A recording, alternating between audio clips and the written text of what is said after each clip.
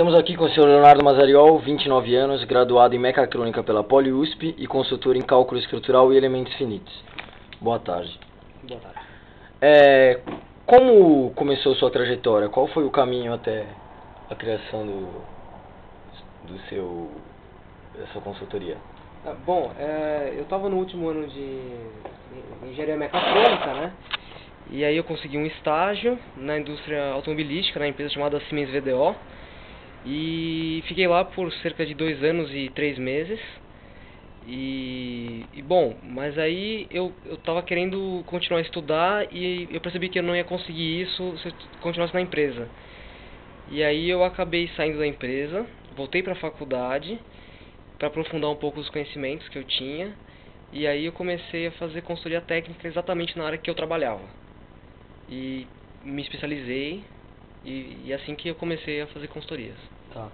Então, em relação a isso, quais serão suas sugestões aos mais jovens que pensam em abrir negócios próprios depois da faculdade ou mesmo durante todo o processo?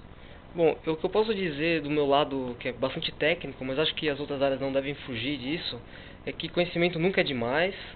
É tão importante quanto ter contatos, né? Porque quando você começa a trabalhar nessa área é fundamental que as pessoas saibam que você trabalha. E aí as pessoas te indicam e por aí vai. E sempre vai ter trabalho, tem que trabalhar muito, você não vai nem saber quantas horas você trabalhou por dia no começo.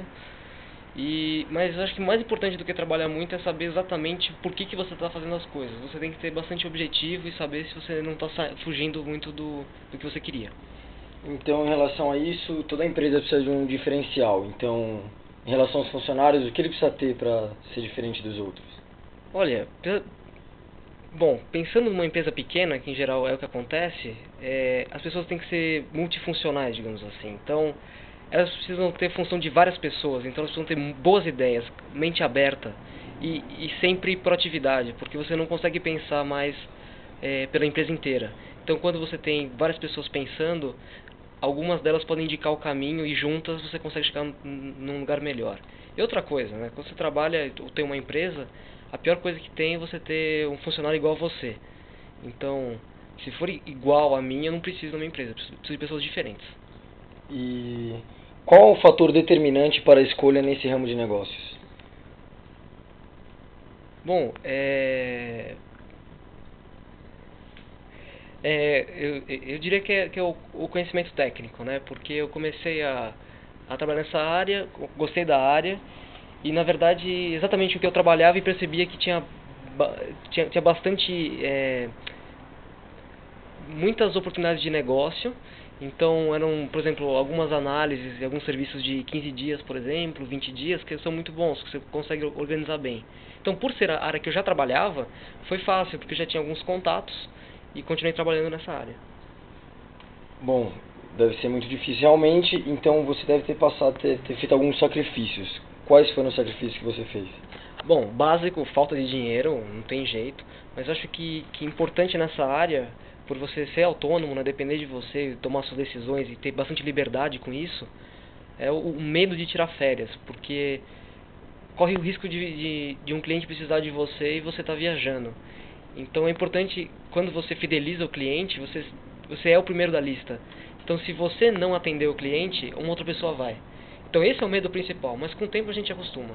A gente conversa com os clientes e por aí vai. E durante essa sua trajetória, teve alguma grande decepção?